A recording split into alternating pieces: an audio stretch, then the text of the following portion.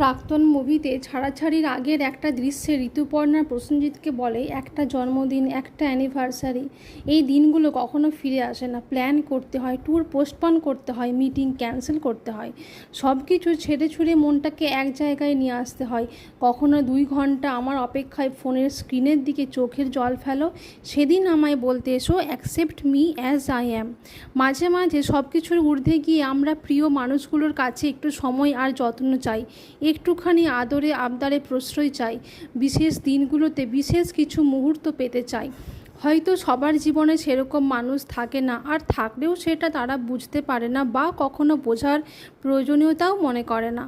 অবহেলায় আর অনাগ্রহে মানুষ ভেতর থেকে মরে যায়। অভিমান জমতে জমতে একদিন পাহাড় হয়। একসময় মানুষ প্রত্যাশা করা ছেড়ে দেয়, অভিমান অভিযোগ করা বন্ধ করে চুপ হয়ে যায়। হঠাৎ হঠাৎ মনে হয় জীবনের মুহূর্তগুলো অন্যরকমও হতে পারে।